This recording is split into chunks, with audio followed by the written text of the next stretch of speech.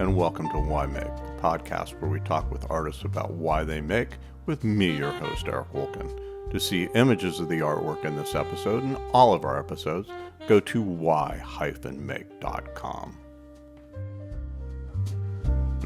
On this episode of Why Make, we are going to the Visions Museum of Textile Art in San Diego, California, to meet two artists who are part of the current exhibition called Cyanotype.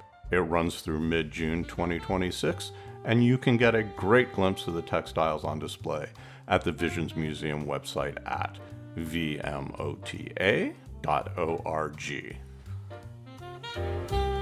First, before we go very far, I should explain what this exhibit is all about. Cyanotype is a photographic process that was invented in the mid-1800s, not long after the invention of photography itself. It is a form of monochromatic printing, which means it prints in only one color, and in this case, as the name implies, that color is cyan, or blue. Cyanotypes are also known as blueprints, which was the way you duplicated architectural plans back in the day, and this is where I first encountered cyanotypes. One of my earliest jobs was in an architectural woodworking company, and it was my role to have copies of blueprints made at an architectural firm in Pittsburgh. That was 4 decades ago, but my memories are still vivid of getting the copies fresh from the blueprint machine, warm, and still reeking of ammonia. These days, cyanotype is used mostly as an art form, but artists like Patti Gaddis still have to know their way around a bit of chemistry. It's a mixture of, I have it here, potassium ferric cyanide, and the other one is ferric ammonium citrate. You have to mix the two together, and don't do it until you're ready to paint your fabric or your paper with it. Then you take it outside in the sun, or you use a light, an artificial light that has UV rays. But if you take it out in the sun and put whatever you're taking a photo of over that paper that's coated, the sun will develop it for you. And then you rinse it in water, and I use a little peroxide, and I also use a little ammonia first, and all those chemicals turn out very pretty, a dark blue. Can you define the intensity of the blue by how long you expose it? Can you have a more faded look or a much more deeper blue? Yes, absolutely. And I've done that before on purpose, and it just takes some experimentation. And still the weather has some control over that. But, when you're making your cyanotype, but when you bring it in, that's when the chemistry happens. When you start rinsing with ammonia and you get most of the blue out. If you put too much, you can get most of the blue out. And then you place it, you rinse it some more with just water. Then if you add peroxide to it, just regular old peroxide you can buy at the store, it will turn a dark blue. It will develop there right in front of you. A darker blue, a very dark blue. If I want to take that down some, I can even add some detergent to the water and take more blue out and fade it. I can also tint it with coffee, with turmeric. I can tint the whole thing, the fabric, after it's been developed. So it's got lots of options. That's what's so thrilling about it. It's also, you're working with chemicals, but you're still working with nature and the sun.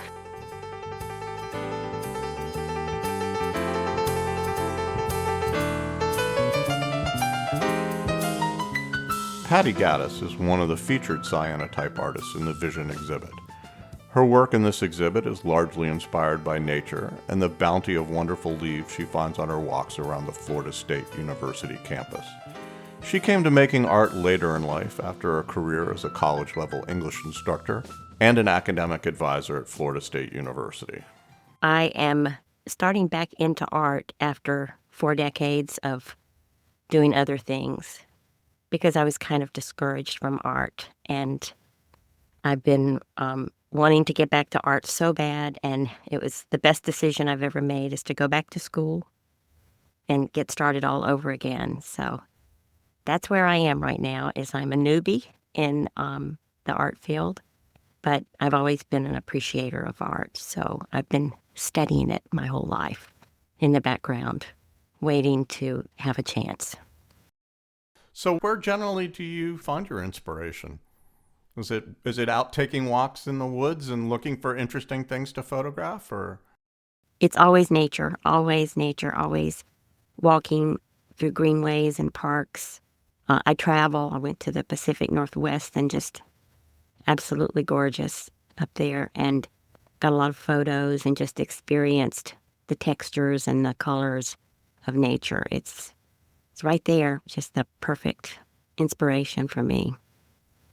I grew up along the beach and just the sandpipers and the shorebirds and the sound of the waves. And, you've got sound, you've got heat from the sun and sand under your feet. And it's just a very sensual type place. So, again, you get inspiration from that kind of experience. I'm walking down a pathway and I see a very unusual leaf. And I think, wow, that would make a nice cyanotype. And I'll mix it with other leaves. And so it's more of a feeling, I guess. I also learned to sew at a young age. So I've always sewn and embroidered and latch hooked. So I put all that together with the fabric cyanotype and create something from there. And it's all experimentation and exploration. Unlike Patti, Morgan Willingham, the other cyanotype artist I interviewed for this episode, has been an artist her entire life. She's an assistant professor of art at Baylor University in Texas. So I can just remember making drawing after drawing after drawing as a child, and already in my mind understanding that being an artist was something that I wanted to do, that I felt really called to do. As soon as I was in high school, I knew I wanted to pursue an art degree. And at that time I was like, okay, I'm gonna major in drawing, most likely. So that's what I put on my application. But my senior year of high school, they were able to take a storage closet and convert it into a dark room. That really opened my eyes to thinking about photography as a fine art form. And I really had never, I'd always been interested in photography, but I wasn't thinking about it in terms of art making. And initially, I was looking at photography and I was studying the history of the medium and thinking about what did it mean to be a photographer. And I had this very specific idea in mind of what it meant to be a photographer. But the further I got into my degree, and I was exposed to not only what was happening in the contemporary photo world, but taking contemporary art history classes to learn about what's happening in modern and postmodern art, I found I was inspired more and more by fiber artists. I was inspired by artists that were reacting to popular culture. It's also taking a lot of women's studies classes. And so all of this really started to formulate who I was going to become as an artist. And I found more and more that I really wasn't like a lot of photographers throughout the history of the medium that were more about picture taking. And I was much more aligned with some photographers that are more about picture making. And so thinking about the ways that we can use this medium to explore the unseen, and especially in my case, really thinking a lot about the construct of identity.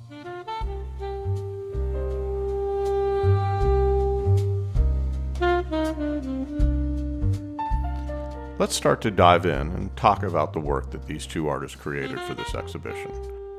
Morgan Willingham created 10 works for this show, printing images of her daughter on old handkerchiefs found at antique stores and making them into collages. I keep coming back to incorporating fiber in some way into my work, and I think I'm really drawn to it. It's like with quilt making, that while there may be this functional aspect to it within the domestic sphere especially, there's often this incredible aspect of narrative, of storytelling that takes place in some of that work. And so I'm highly inspired by that, and in thinking about ways in which I can appropriate that and how I can combine that with photography. Growing up in the South, the way I viewed craft, especially fiber craft, was this idea of it being woman's work. It was done in the home. It wasn't valued. And so I, as someone who wasn't interested in traditional female roles growing up, I really rejected fiber work, even though I was drawn to it. like I'm really interested. I grew up being really interested in fashion and interested in clothes and like how you make clothes and really interested in that tactile quality of material. And it wasn't until I got to college that I really started to accept that interest and think about that more in my making practice. For the work in this show, it's all about motherhood and my relationship with my child. I have 10 works from the series in this show, and they're all collage works. So some of the works in the long-term project are single images, but all the ones that are in the show at Visions Museum are collage works. And so these works, I'm combining portraits that I've made of myself and of my daughter, sometimes in the moment of something happening within our relationship, something I'm observing about our identities, and especially in more recent works, how our roles are changing, and how we see each other and how we see ourselves. So it's a lot of portraiture work, and then I'm layering that with it's printed on found textiles, and I'm layering these different pieces of textiles together. Not all of them have cyanotype on them. Sometimes they're just that found textile combined with a portrait. And so I'm looking at the ways in which I'm building the image through these various layers of fabric and then binding them together with hand embroidery techniques. Were you thinking about the relationship with you and your daughter as being something woven and having threads, and that fiber was the perfect medium for this metaphor? I don't know if I thought about it in terms of weaving, but certainly in terms of thread. And so I do a lot of hand embroidery in my work, and I have off and on for many years. And so this action of like binding things together and connecting them, for me, like my hand embroidery, while it's in some cases it's used for embellishment, I'm also constantly thinking about the symbolism of the thread, the continuity or the disruption of it. I think about it in terms of the patterning, the ways in which it continues to move as it loosens out of a pattern and continues on to kind of speak to the experience, like not quite ending, not quite complete, to talk about our relationship of how we're bound together. And it's interesting you had brought up science. Like my work is actually heavily informed by science. I like to listen when I'm doing things that are methodical and repetitious when I'm working in the studio. So I listen to a lot of science podcasts. And this whole project stemmed from a podcast, a Radiolab podcast, where the episode wasn't even about this, but they just started off with this and introduced this concept that scientists were studying a phenomena called microchimerism, in which when a woman's pregnant, pieces of DNA break off the fetus and embed themselves inside the woman's body. And they've been able to find that, especially like in the brain, there are pieces of DNA right now in my brain from my child. And so thinking about this like connection on this unseen level really fascinated me. And this DNA can reside in a woman's body up to 40 years after the pregnancy. So like to me, like this idea that we are not just bound by blood, but on a long-term level, we are connected together. There's something really fascinating about that. And then just this idea of how much your identity continues to shift and change as you're helping another person develop their identity. That's what a lot of this work is about, like thinking about who we are as individuals, who we become, and the roles that we play, how those roles shift over time.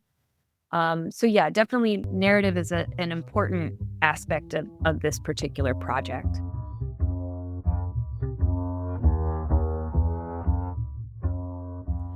Patti has 3 works in this exhibition that I think are best described as landscapes that she has created using images of the beach and found leaves and branches, and all of them using her skills in cyanotype as well as embroidery and latch hooking, which is a rug making technique. Start with the one that I first sent in, and it was watercolor leaves. And it's a big multicolored piece of fabric in little squares like a quilt. And on top of it are different shapes of cyanotype leaves.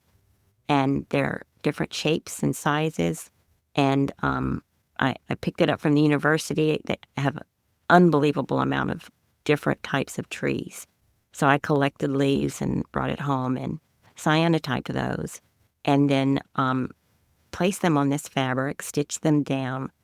Then at the bottom, I have attached basically a latch hook rug, but it's longer strands of yarn that hang down so that it looks like the leaves have started out in the light green color and gone all the way down to the multicolors of fall and then the decayed part of the death of the leaves. So the fringe that's hanging looks like decayed leaves. It's called watercolor leaves. Okay, the next one, I've mentioned this one before too, Beachscape, is just a photo of the beach with sand dunes and a little strip of water in the back and big clouds. And that's the one that I inverted and turned black and white and made a cyanotype out of that. And around the edges of that, I've also used the latch hooking at the bottom, and I have the torn bits of old cyanotypes that didn't look so good. And I have some raffia and yarn that's hanging off of there. Then around the edges, I have torn sari. Sorry, I don't know how to say it. It's the silk scarves. So it's ripped and it's entwined around the edges of the beach. They're all in tans and blues. Then my third one is called Blooming, and it's a large piece of cyanotype that I used a limb and a few leaves. I had in mind something similar to a cherry tree in bloom, the cherry blossoms. So I did that and made a large cyanotype, and then I did some more flowers in cyanotype and put that at the bottom and stitched it on and used the watercolor powder to highlight the colors of the flowers. I stitched some cherry blossoms with ribbon on the cyanotype at the top. And then I used something that I've really fallen in love with because it's so meditative to do, and that's called Japanese sashiko. And it's stitching usually white on blue, so it works perfectly with cyanotype. You've already got your blue background. And it had little flower stitches all the way around the edges of the tree. As different as Patti Gaddis and Morgan Willingham's backgrounds and styles are, they both arrive at very similar approaches in the end. You just keep experimenting. If I didn't learn anything else, I learned to experiment and keep stretching the boundaries, see what else I can do with it until it's exactly what I wanted to see. Whenever I start a new project, I always start with experimentation in the studio. So trying all kinds of different things. I don't necessarily have a specific image in my head of what the output's going to be. And so I want to see what the possibilities are. I've just found over the years that when I'm making, you just have to listen to that inner voice of what's feeling right. And sometimes in the moment, you don't necessarily know why. You can't necessarily articulate it. It just takes time and sometimes meditation to really think about what it is about that is working for your idea.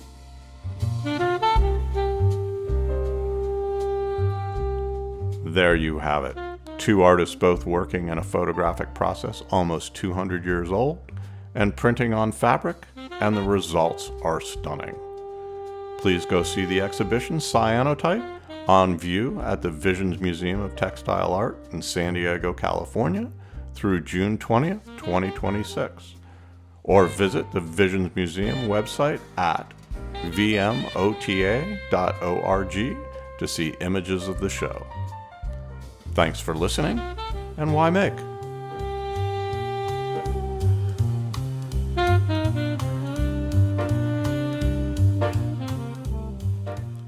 Why Make is a production of Eric Wolken. This episode was edited with help from Johanna Zorn. You can help support the Why Make podcast by going to why-make.com and clicking the donate button. All donations are tax deductible through our fiscal sponsor, Fractured Atlas, and many thanks to our sustaining donors.